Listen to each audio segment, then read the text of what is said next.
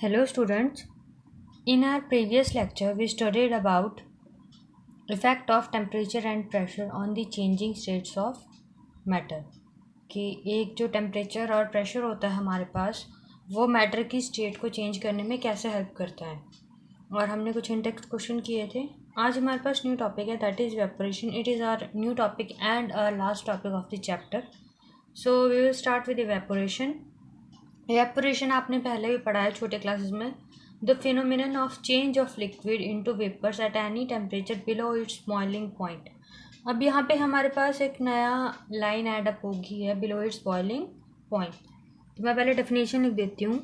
The phenomenon of change of liquid into vapours at any temperature, मतलब temperature कोई भी हो सकता है।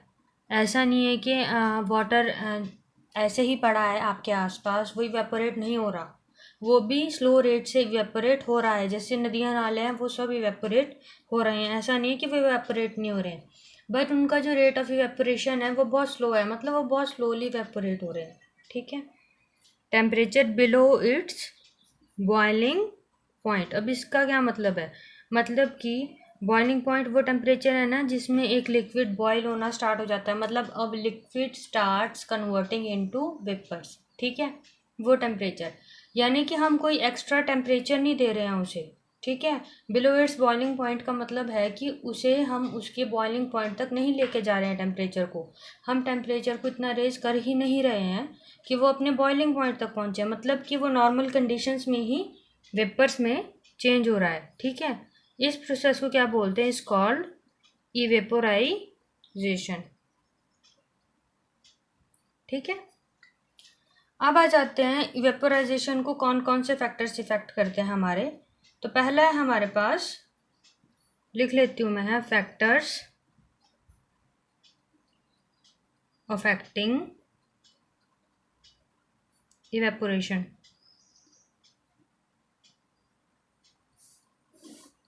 ठीक है, फैक्टर्स इफेक्टिंग इवेपोरेशन में फर्स्ट है हमारे पास सरफेस एरिया। अब सरफेस एरिया किसका, सरफेस एरिया जिस पे हमारा लिक्विड स्प्रेड हुआ है। कौन से surface area, the area upon which the liquid is being spread, मतलब लिक्विड को फैलाया गया है। ठीक है, अब वो सरफेस एरिया कैसे इफेक्ट करता है, देखो, द रेट ऑफ इवेपोरेशन। ठीक है, the rate of evaporation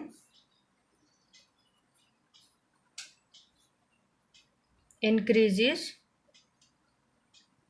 with increase in surface area। अब देखो इसका एग्जांपल क्या है हमारे पास, आप एक जगह बकेट में पानी रखोगे, बाहर कहीं बाल्टी में पानी रखोगे आप, वो इवेपोरेट लेट होगा, उसमें से पानी नहीं इवेपोरेट होगा ना, मतलब उसमें से पानी नहीं सूखेगा, पानी उसमें काफ़ी देर रहेगा। ये सूखेगा तो बहुत धीरे धीरे सूखेगा, मतलब सुबह से शाम तक वो थोड़ा सा ही वाटर लेवल उसमें डिक्रीज होगा। ठीक है, पर अगर आप उसी के साथ आपके पास कोई फर्श है, कोई फ्लोर है, कोई खेत है या कुछ भी है, वहाँ पे आप पानी डालते हो, मतलब ज़्यादा सरफेस एरिया है जिस जगह का, वहाँ पे आप पानी डाल देते हो तो वो एकदम सूख जाता है। आजकल गर्मियों में तो और जल्दी सूख जाता है। ठीक है, तो सरफेस एरिया ऐसे इफेक्ट करता है। अगर किसी लिक्विड को लार्ज सरफेस एरिया पे स्प्रेड किया जाए तो वो जल्दी इवेपोरेट होगा। The rate of evaporation increases, मतलब कि रेट ऑफ इवेपोरेशन की वो कितनी जल्दी इवेपोरेट हो सकता है। रेट ऑफ इवेपोरेशन मतलब इवेपोरेट होने का वक्त। ठीक है, वो क्या आएगा, इंक्रीज होएगा।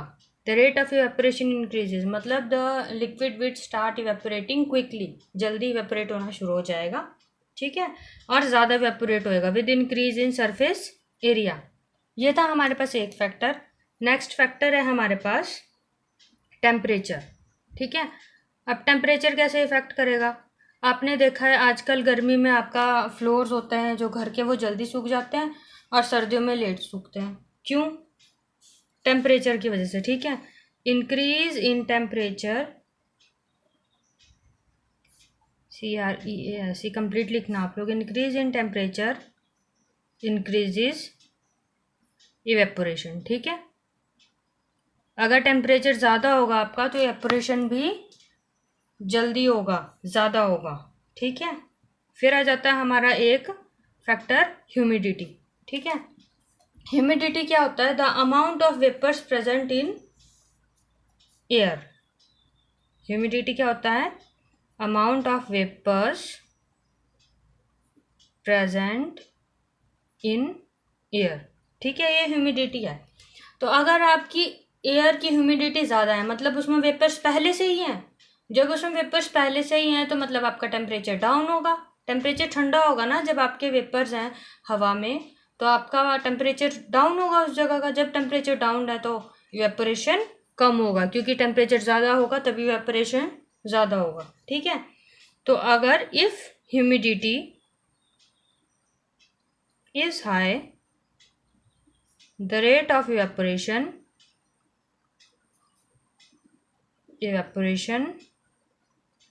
decreases, ठीक है। कोई भी चीज़ होगी अगर हवा में पहले से ही वेपर्स हैं तो उसमें और वेपर्स आने की जगह नहीं है, ठीक है। उसमें और वेपर्स आने की जगह नहीं है तो इवेपोरेशन भी क्या होगा? कम। अगर ह्यूमिडिटी कम हुई मतलब कि वेपर्स कम हुए तो इवेपोरेशन भी ज़्यादा होगा। अब हमारे पास एक क्वेश्चन आता है, इवेपोरेशन की वजह से एक कंसेप्ट है कि कूलिंग होती है। तो वो क्वेश्चन क्या है? How does evaporation cause cooling, ठीक है। इवेपोरेशन की वजह से कूलिंग कैसे होती है? अब देखो मैं पहले आपको सिंपल वे में समझा देती हूँ।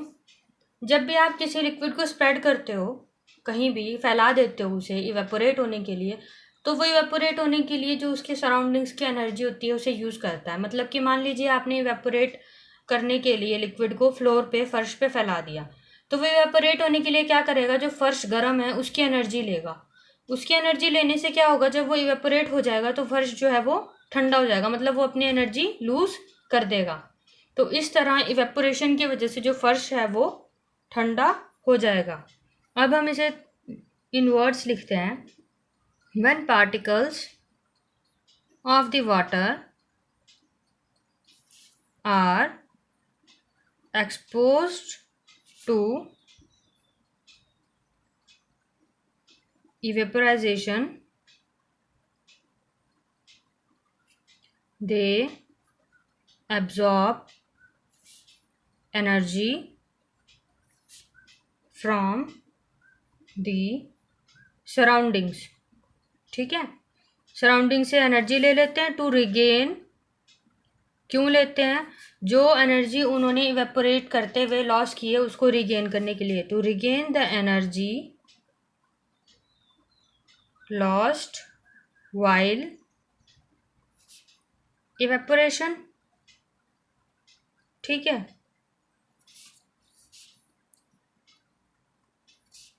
This absorption of energy causes cooling, ठीक है। जब वो उसने उससे एनर्जी छीन ली उसकी तो वो क्या हुआ? ठंडा हो जाएगा। मतलब उसकी जो हीट है वो उसने ले ली, यूटिलाइज कर ली, उसके पास एनर्जी नहीं बची। जब उसकी एनर्जी नहीं बची तो उसका टेम्परेचर डाउन हो जाएगा और वो ठंडा हो जाएगा। तो ये 3 फैक्टर्स थे आपके जो इवेपोरेशन को इफेक्ट करते हैं। फर्स्ट था हमारे पास सरफेस एरिया, सेकेंड था temperature and third one was humidity. तो अब हमारे पास इंटेक्स क्वेश्चंस हैं, इसी के बाद है इवेपोरेशन टॉपिक के बाद है। Why does a desert cooler cool better on a hot dry day? देखो इसका सिंपल सा है, hot dry day. Hot dry day का मतलब क्या है? ह्यूमिडिटी बहुत ही कम है, dry.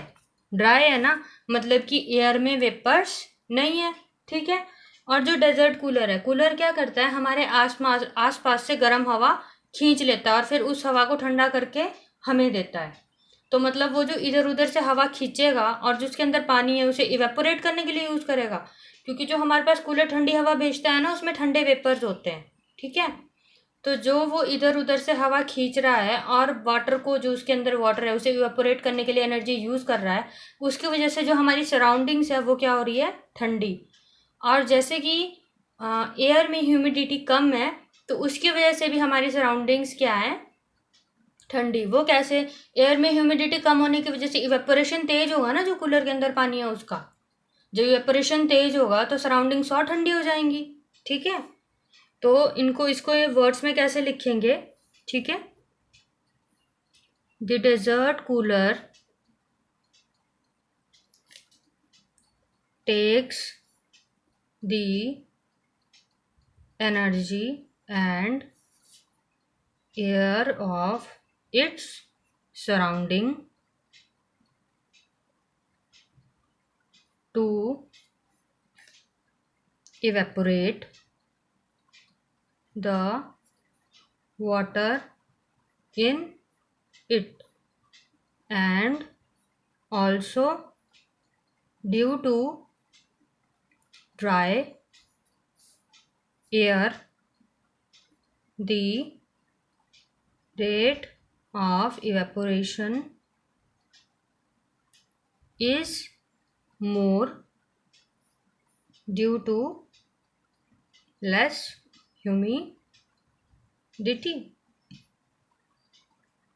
Thus, the desert cooler produces better cooling. ठीक है, ये इसका इन वर्ड्स में आंसर है। नेक्स्ट है हमारे पास, how does the water kept in earthen pot become cool during summer. ठीक है, अर्दन पॉट मतलब मटके, घड़े, जो कि आप लोग यूज़ भी करते होंगे, कुछ लोग जो गांव में रहते हैं। तो जो अर्दन पॉट्स होते हैं उसमें क्या होते हैं, छोटे छोटे छेद होते हैं। जब आप उसमें पानी भरते हो, उन छोटे छोटे छेद के थ्रू पानी बाहर आ जाता है सरफेस पे। जो मटके का सरफेस होता है ना, सतह होती है, उसमें आ जाता है। आपने देखा भी होगा, जो घड़ा है वो गीला हो जाता है हल्का, जब वो सरफेस पे आ जाता है तो वो क्या, इवेपोरेट होने लग जाता है। जो एनर्जी वो इवेपोरेशन के लिए यूज़ करता है, वो जो उसके अंदर पानी होता है ना घड़े के, उससे लेता है। तो जब वो अंदर से इवेपोरेट करने के लिए एनर्जी यूज़ कर रहा है, तो जो अंदर जो वाटर है उसकी एनर्जी कम हो रही है। जब उसकी एनर्जी कम हो रही है तो वो क्या हो जाएगा, ठंडा। ठीक है, तो इन वर्ड्स लिखते हैं अब हम इन्हें।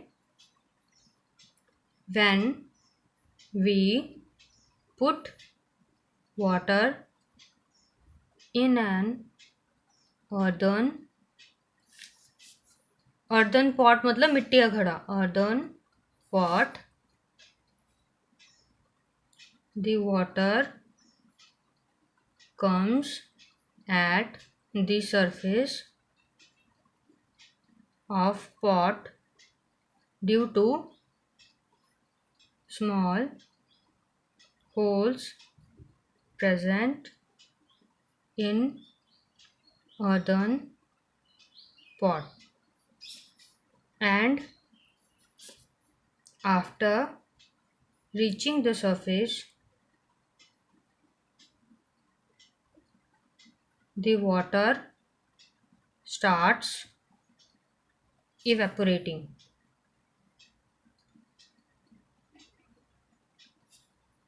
And the energy for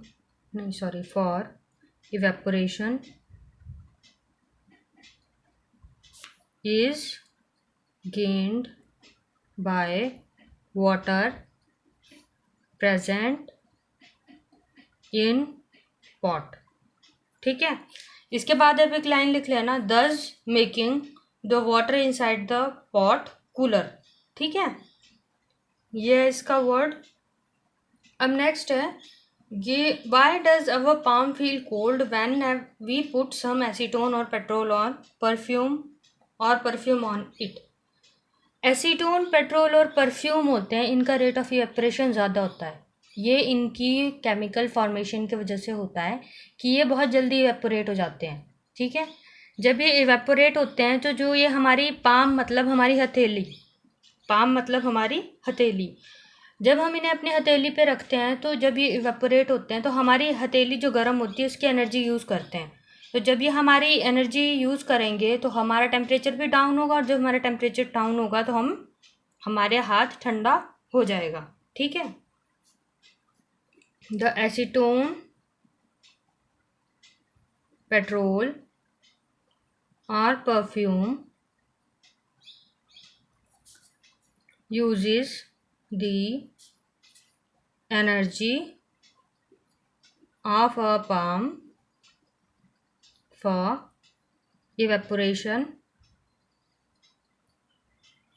thus making our palm cold। ठीक है। इवेपोरेशन के कंसेप्ट पे ही हैं सारे क्वेश्चंस इन टेक्स्ट के। आप चाहो तो इनके अपने वर्ड्स में भी आंसर लिख सकते हो, अगर चाहो तो, लगे आपको कि आप इजी बना सकते हो तो। Why are we able to sip hot tea और milk faster from a saucer rather than a cup. ठीक है। देखो, when tea is spread on saucer होती है प्लेट, ठीक है, प्याला, छोटी प्लेट को सॉसर बोलते हैं। ये spread on saucer, the rate of evaporation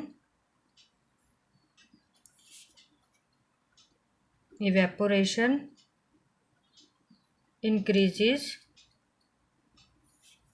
due to large area of saucer and thus making the surrounding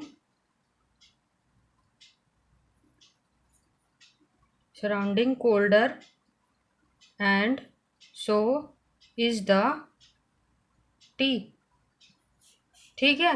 surrounding colder का मतलब टी ठंडी हो जाती है, क्योंकि वो टी की एनर्जी यूज कर रहा है ना एवेपोरेशन के लिए। ठीक है। जो टी है वो अपने आसपास की जो टी है उसकी एनर्जी यूज करेगी, जो सरफेस लेयर है वो रिमेनिंग टी के पार्टिकल्स की एनर्जी यूज करेगी वेपोरेशन के लिए, तो बाकी टी क्या होगी आपकी ठंडी। ठीक है। जो वेपर्स होंगे उसके बाद बाकी टी क्या हो जाएगी, ठंडी।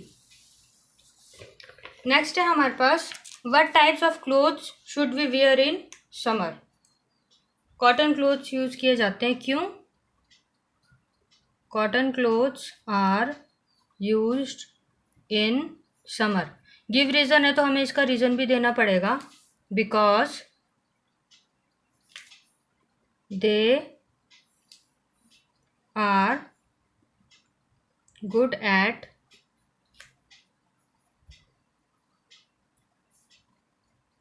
Grasping our sweat. वो हमारा पसीना जल्दी सोख लेते हैं। ठीक है। स्वेट, वो हमारा पसीना सोख लेते हैं। उसके बाद क्या होता है, जो हमारा पसीना, सूखा हुआ पसीना है ना, कपड़ा गीला हो जाता है, वो फिर इवेपोरेट होना शुरू हो जाता है, और फिर जब इवेपोरेट होता है तो वो हमारी बॉडी की एनर्जी यूज करता है इवेपोरेशन के लिए। उससे क्या होगा, हमारी बॉडी ठंडी होगी। ठीक है। Grasping our sweat and using our body energy for evaporating sweat, thus making our body cooler।